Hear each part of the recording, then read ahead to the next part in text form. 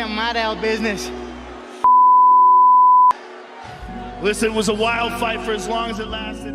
Conor McGregor is without a doubt one of, if not the brightest stars that has ever graced mixed martial arts, and he will be remembered for generations to come. And despite the fact that he's had a meteoric rise and became the first double champ in the UFC, where is he at right now? And what will his legacy be?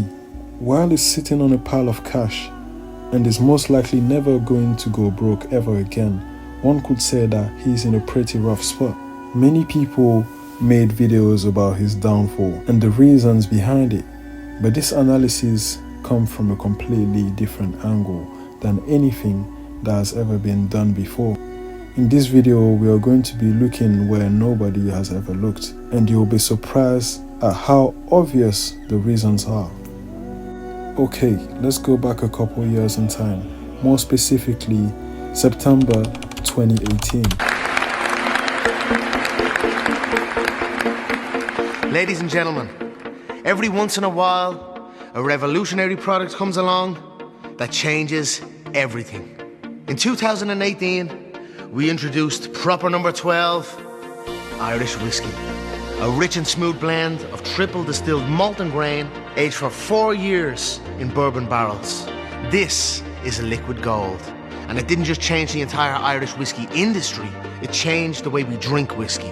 This is a very special day for Conor McGregor, as he's about to launch Proper number 12, the smoothest Irish whiskey on the market. his new whiskey brand. You might say, what's wrong with that? Isn't that a good thing that he is launching a business? And yes, on paper it seems great.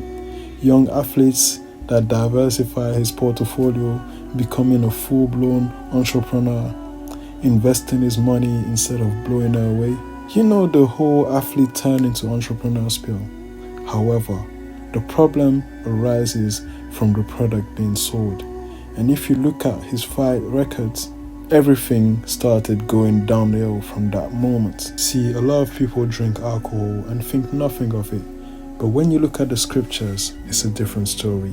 And when I say scriptures, I mean the main three monotheistic religions, which are Judaism, Christianity, and Islam, which is completely against the consumption of alcohol, by the way. Let's see what each religion has to say about drunkenness. Judaism. The Torah condemns excessive drinking and warns against drunkenness. In Proverbs 21, it states, "Wine is a mocker, strong drink is raging, and whosoever is deceived thereby is not wise." The consequences of drunkenness are emphasized throughout the Torah. In Leviticus 10:9, it states, "Do not drink wine nor strong drink, thou nor thy sons with thee, when ye go into the tabernacle of the congregation, lest ye die. It shall be a statute forever throughout your generations." Is Conor McGregor an excessive drinker or a moderate drinker? Now let's go to Christianity and focus on the Old Testament. Similar to Judaism, the Old Testament in Christianity condemns excessive drinking. In Proverbs 23:20, 23:21, it advises, "Be not amongst the winebibbers, amongst riotous eaters of flesh, for the drunkard and the glutton shall come to poverty, and drowsiness shall clothe a man with rags." Similarly to the Torah, the Old Testament also highlights the negative consequences of drunkenness. In Isaiah 5:11, it warns, "Woe unto them that rise up early in the morning, that they may follow strong drink, that continues until night, till wine inflame them." What does Islam have to say about drinking? In the Quran, alcohol and intoxicants are explicitly prohibited. In Surah Al-Baqarah, it says, "They ask you about wine and gambling. Say, in them is great sin, and yet benefit for people, but their sin is greater than their benefit. The consequences of indulging in alcohol are mentioned in several hadiths. One such hadith from Sahih Muslim states, Abu Hurairah reported that the Prophet, peace and blessing be upon him, said, "Wine is from the fruit of the vine, and grapes are from the fruits of the palm. And the one who has been eating or drinking any of these should not lead us in prayer." i.e., the one that's intoxicated cannot pray. In all three religions, the theme is consistent. Drunkenness is discouraged or outright prohibited due to its negative consequences, both spiritual and temporal, on individuals and society as a whole. Drinking is one thing. Being a drunk is another thing. But what about the one that sells alcohol? Was it really a good idea for Conor McGregor to start proper number 12? Once again, let's have a look at the scriptures. Regarding Judaism and Christianity, the truth is alcohol is not explicitly forbidden. However, in Christianity, it is recommended that the one who sells alcohol should warn consumers of the negative effects of drinking. When it comes to Islam, selling alcohol and any other intoxicant is strictly forbidden, both in the Quran and Hadith. Let's see what the Prophet Muhammad, peace and blessing be upon him, had to say about selling alcohol. When it comes to Islam, selling alcohol and any other intoxicant is strictly forbidden, both in the Quran and Hadith. Let's see what the Prophet Muhammad, peace and blessing be upon him, had to say about selling alcohol.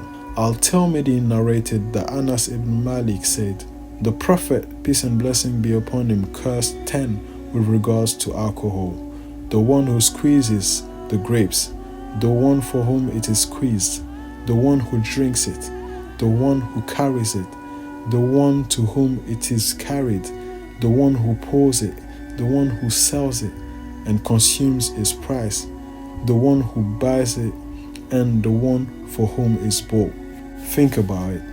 Ever since 2018, Conor McGregor has just been catching L's, both in and outside of the octagon, losing to Khabib, breaking his leg against Dustin Poirier, multiple allegations, backlash after punching an old man in a pub, public embarrassment, being perceived as a crackhead, mixed reviews on his acting debut, and the list goes on.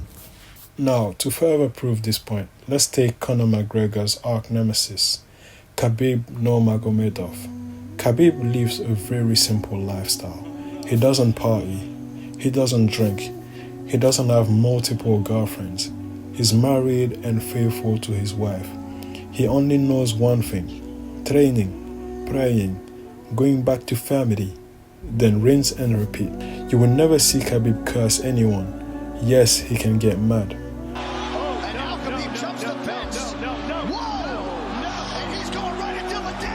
but he never curses.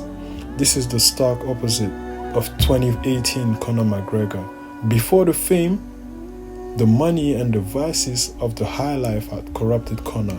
He was a better man and a better fighter. But in 2018, when he crossed paths with Khabib, the man that was on the righteous path is the one that won the fight and subsequently won in life.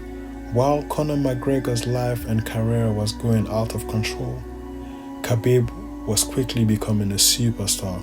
Everything started going well for him. He started thriving in all aspects. People respected him. Even though they weren't Muslim or whatsoever, he became notorious. He became wealthier and never got humiliated in the public eye. In Islam, there is a concept known as barakah. In a nutshell, it's the amount of blessing that something has. For instance, 1 minute without barakah goes by in a flash, but 1 minute with barakah can feel like an hour. $10 with barakah can do more than $100 without barakah. The lifestyle of Conor McGregor is void of barakah, whereas the lifestyle of Khabib is full of barakah.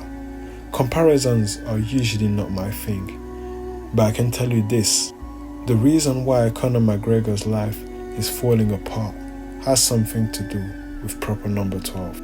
And that's coming from someone who is not specifically a hater of Conor. One could even say that he's got some admirable qualities. He inspired a whole nation and proved that one can rise out of unfavorable circumstances and become great, no matter where you come from.